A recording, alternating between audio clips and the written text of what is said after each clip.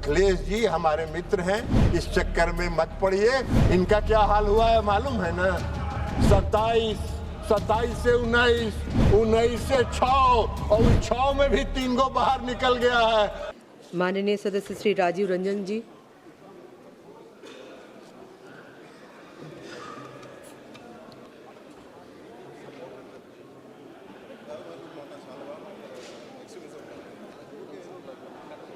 महोदय,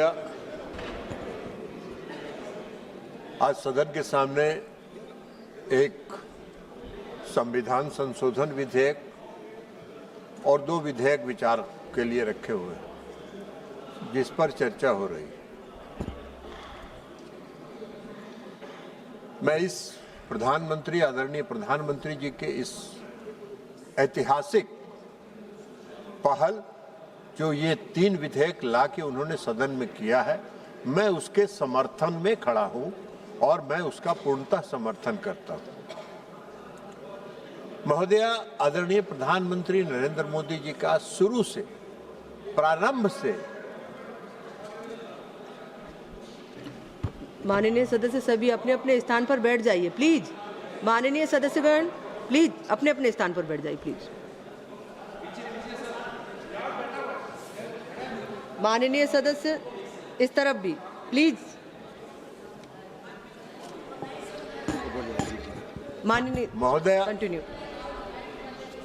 महोदया, प्रधानमंत्री जी का शुरू से, प्रारंभ से एक विजन रहा है और वो विजन रहा है सबका साथ, सबका विकास, सबका विश्वास और सबका प्रयास। आज जो ये 3 विधेयक, संविधान संशोधन विधेयक और 2 विधेयक जो सदन में लाए गए हैं, वो उसी दृष्टिकोण को ध्यान में रख के लाया गया है।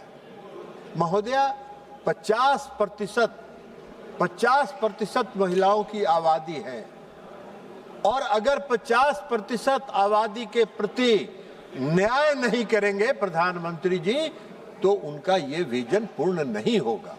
और इसको ध्यान में रखते हुए आज आदरणीय प्रधानमंत्री मोदी जी ने यह लाया है। आज इसलिए लाया है उन्होंने कि जो कानून बनाने में आज पंचायतों में है, पंचायतों में 33% आरक्षण था, कई राज्यों ने 50% आरक्षण किया, मैं उस पर बाद में आऊंगा। लेकिन प्रधानमंत्री जी ने भी कल कहा और सारे गांव में इस बात की चर्चा है कि मैं पंचायतों में तो वर्षों से शासन चला रही हूं। इस देश का कानून बनाने में, राज्य के कानून बनाने में मेरी भागीदारी कब होगी? और इसको ध्यान में रखते हुए प्रधानमंत्री जी ने उन 50% महिलाओं के प्रति न्याय किया है और न्याय करके यह बिल लाने का काम उन्होंने किया। आज आवश्यकता इस बात की है कि उनको कानून बनाने में सहभागिता उनकी सुनिश्चित होनी चाहिए। महोदया, प्रधानमंत्री जी ने संसदीय लोकतंत्र के इतिहास में 2 ऐतिहासिक कदम उठाए। पहला ऐतिहासिक कदम उठाया उन्होंने 2023 में। 2023 में जब उन्होंने नारी शक्ति वंदन अधिनियम लाया, तो सबसे पहले उन्होंने अपनी मनसा इस देश के मातृत्व शक्ति के प्रति स्पष्ट कर दी कि मेरी मनसा है कि आप संसद में और विधानसभा में भी आपकी 33% भागीदारी सुनिश्चित हो। ये उन्होंने लागू करने का काम किया। तो दूसरा पहल, संसदीय लोकतंत्र के इतिहास में दूसरा पहल आज का पहल है, जो प्रधानमंत्री नरेंद्र मोदी जी ने उसको सरजमीन पर उतारने के लिए, उसको सच्चाई में परिवर्तित करने के लिए यह संविधान संशोधन विधेयक लाने का काम किया है। उनका प्रयास है, यह उनकी सोच है यह कि 2029 में जो लोकसभा का चुनाव हो, उसमें 33% महिलाएं इस सदन के सदस्य बने। और आप कल्पना कर सकती हैं महोदया, आप कल्पना कर सकती हैं कि 19वीं लोकसभा का परिदृश्य क्या होगा जब पूरी दुनिया देखेगी कि भारत के संसद में 33% महिलाएं आके बैठी हैं और वो उसकी भागीदार हैं। सरकार के कामकाज में वो भागीदार हैं, सरकार में उनकी सहभागिता है। यह काम ऐतिहासिक करने का काम उन्होंने किया और इसलिए और इसी को ध्यान में रख के उन्होंने परिसीमन आयोग बनाने के लिए भी अधिनियम लाया।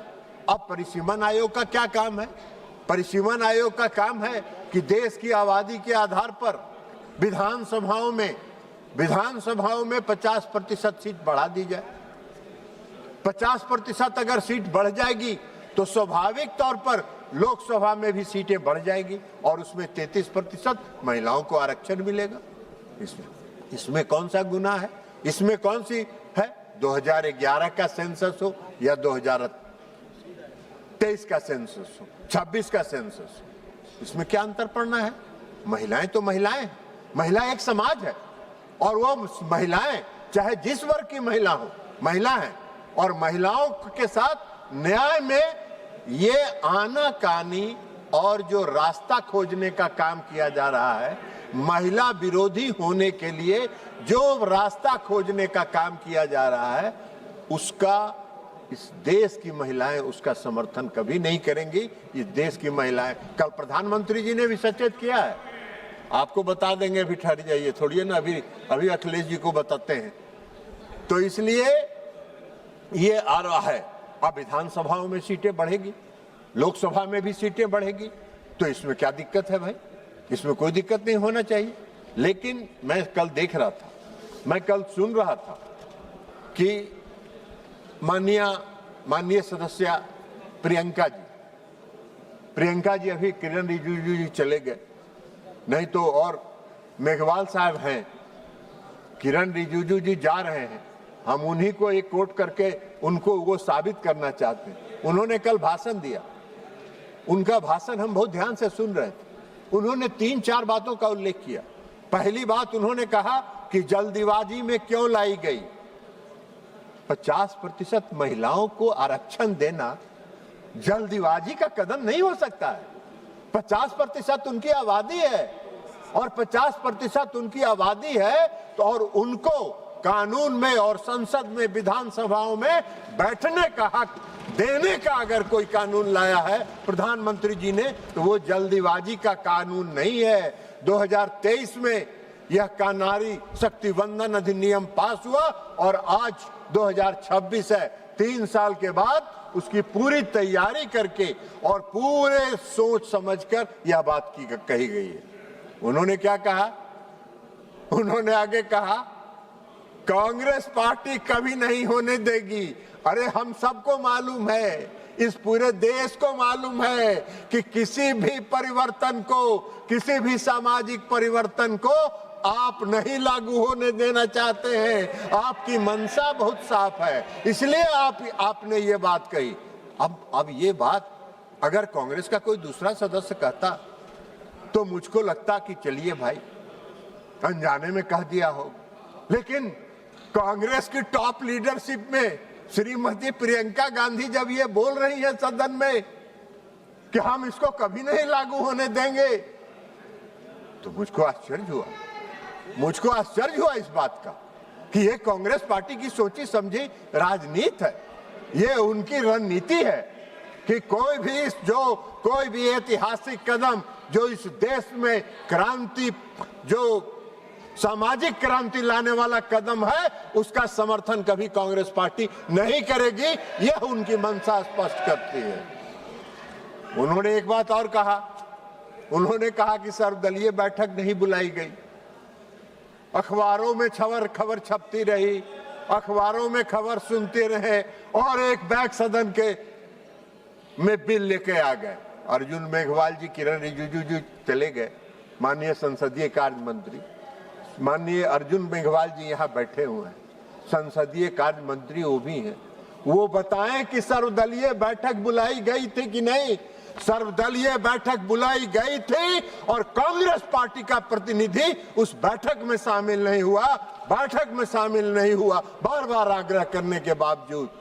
आपकी मंशा तो पहले से स्पष्ट थी, आपकी मंशा तो दिख रही थी कि आप कौन सा काम करना चाहते हैं। आप कोई भी सामाजिक क्रांति के कदम को समर्थन नहीं कर सकते हैं। हाँ, ये अलग बात है, मैं पहले भी कहा हूं, आज भी कह रहा हूं कि मोदी जी का चेहरा आपको पसंद नहीं आता है। अरे भाई, अगर मोदी जी का चेहरा आपको पसंद नहीं आता है और इस देश की जनता को पसंद आ रहा है तो आपको क्या दिक्कत है? देश की जनता के साथ जुड़ जाइए और मोदी जी के चेहरा को न चाहते हुए भी कहिए कि वाह बहुत अच्छा है। तो ये काम तो करिए। उन्होंने क्या कहा? उन्होंने यह भी कहा कि यह संविधान संशोधन अगर पास होगा तो लोकतंत्र समाप्त हो जाएगा। क्या लोकतंत्र की परिभाषा बता रही हैं? अगर 50% आबादी संसद में बैठेगी तो लोकतंत्र कहां से समाप्त हो जाएगा? अरे लोकतंत्र समाप्त करने का प्रयास तो कांग्रेस पार्टी ने एक बार किया था, जो इस देश की जनता ने कांग्रेस पार्टी को उखाड़ के फेंक देने का काम किया, कांग्रेस पार्टी को नस्ताबूद कर देने का काम किया। इस देश में, इस देश के लोकतंत्र की जड़ इतनी मजबूत है कि कोई चाह के भी इस देश के लोकतंत्र को समाप्त नहीं कर सकता है। इस गलतफहमी में नहीं दीजिए। तो सभी तर्क उनके जो तर्क थे, कल मैंने सुना बहुत विस्तार से उनका भाषण, थोड़ी मीठी आवाज में बोलती हैं। अभी नहीं हुआ है खत्म मैडम, इतना जल्दी मुड़ी मत हिलाइए, अभी समाप्त बचा हुआ है बहुत कुछ। तो इसलिए कोई तथ्य नहीं है। अब कल प्रधानमंत्री जी का भाषण सुने, आप लोगों ने भी सुना होगा। प्रधानमंत्री जी ने आपको सचेत किया है कि अगर आपने इसका विरोध किया तो वर्षों तक इसका खामियाजा आपको भुगतना पड़ेगा। प्रधानमंत्री जी ने आपको सचेत किया है, लेकिन फिर भी आप सचेत नहीं हो रहे हैं तो अलग बात है। मैं उनको एक उदाहरण देके बताना चाहता हूं। पंचायतों में 33% का आरक्षण लागू था। 2005 में बिहार के मुख्यमंत्री नीतीश कुमार जी बने और 2006 में उन्होंने कहा कि 33% हम नहीं मानते हैं। हम इस देश में महिलाओं की आबादी और इस राज्य में महिलाओं की आबादी 50% है। हम 50% पंचायती राज व्यवस्था में नगर निकाय में आरक्षण देंगे। और सिर्फ उन्होंने पंचायतों में और नगर निकाय में आरक्षण नहीं दिया, मुख्यमंत्री नीतीश कुमार जी ने एकल पद जो प्रमुख का पद होता है, जिला परिषद के अध्यक्ष का पद होता है, सरपंच का पद होता है, उस पर भी आरक्षण उन्होंने दिया। लालू प्रसाद जी उसमें विरोध में थे, एनडीए की सरकार थी। लालू प्रसाद जी ने उस नीतीश जी के फॉर्मूले का विरोध किया और आज तक उनको खामियाजा भुगतना पड़ रहा है। आज तक बिहार की जन एनडीए, मैंने देखा है बिहार के एनडीए के साथ वहां की महिलाएं 100% खड़ी होती हैं। आप इस बार के चुनाव का वोट निकाल के देख लीजिए। अखिलेश जी, हम आपको कहेंगे, मेरे मित्र हैं, उनसे सचेत रहिए, उनके चक्कर में मत पड़िए, उनके चक्कर में पड़ के वो गायब हो चुके हैं। इस बार के विधानसभा के चुनाव का आप रिजल्ट देखिए। 84 ऐसी सीट है जिसमें पुरुषों से 10% ज्यादा महिलाओं का वोट गिरा है और एनडीए के पक्ष में गिरा है। ऐसा क्यों अन्याय कर रही हैं आप मैडम? अन्याय मत करिए, आप ऐसा अन्याय मत करिए। मेघवाल जी कह रहे हैं कि कुछ उनकी पार्टी का टाइम दे दीजिए। इधर बोलिए मेघवाल जी। अब 2023 से मातृत्व शक्ति इंतजार कर रही। 2023 में जब नारी शक्ति वंदन अधिनियम आया, उस समय से इस देश की मातृत्व शक्ति इंतजार कर रही है कि मुझको कब मौका मिलेगा। और जब प्रधानमंत्री जी ने आज उनको मौका दिया तो आप विरोध में खड़े हो गए। अरे ऐसा क्या है? और आज जो प्रधानमंत्री नरेंद्र मोदी जी ने इस सदन में जो बिल लाया है उनके नेतृत्व की सरकार ने, वो उसी भावना को जो मातृत्व शक्ति 2023 से इंतजार कर रही है, उसकी उस भावना के अनुरूप, उसकी भावना को संतुष्ट करने के लिए उन्होंने इस संविधान संशोधन विधेयक को लाया है इस सदन में। और इसलिए हम विपक्ष से अपील करेंगे, हट धर्मिता छोड़ दीजिए, हट धर्मी मत बनिए, रास्ता मत खोजिए, इधर उधर बाएं दाएं जाने का रास्ता मत खोजिए। अगर आपने विरोध किया तो प्रधानमंत्री जी ने जो कहा है सच कहा है। अगले 20-25 वर्षों तक आपको उसका खामियाजा भुगतना पड़ेगा, जैसे लालू प्रसाद जी 2005 से 2026 तक खामियाजा भुगत रहे हैं। और आप क्या बात करिए, कल प्रियंका जी बोल रही थी, आपने क्यों नहीं पास कराया? अरे प्रियंका जी, अटल बिहारी वाजपेयी जी की सरकार ने इस सदन में 4 बार यह प्रयास किया कि महिला आरक्षण विधेयक पारित हो। आप विपक्ष में थे, आपने समर्थन नहीं किया और उसके कारण यह बिल पास नहीं हो पाया। तो इसलिए हम आपसे अपील करेंगे कि आप इस चक्कर में मत पड़िए। अखिलेश जी हमारे मित्र हैं, इस चक्कर में मत पड़िए, उनसे झटका मारिए। और अगर उनके साथ सटे रहिएगा तो बिहार में इनका क्या हाल हुआ है मालूम है ना? 27 से 19 से 6 और उस 6 में भी 3 गो बाहर निकल गया है, अभी 3 गो बचे हैं। तो इसलिए इनका हसरोई होने वाला है। तो इसलिए इन्हीं शब्दों के साथ मैं इस संविधान संशोधन विधेयक का और जो अन्य विधेयक आए हैं मैं उसका पुरजोर समर्थन करता हूं और प्रधानमंत्री जी को इस बात के लिए धन्यवाद देता हूं, आभार व्यक्त करता हूं कि आपने 50% की आबादी के साथ न्याय करने का काम किया। इनको अगर भगवान सुबुद्धि दे, इस वर्ष से हम यही प्रार्थना करते हैं, भगवान इनको सुबुद्धि दीजिए ताकि जो आने वाले दंश हैं वर्षों तक उससे ये बच सके। बहुत बहुत धन्यवाद।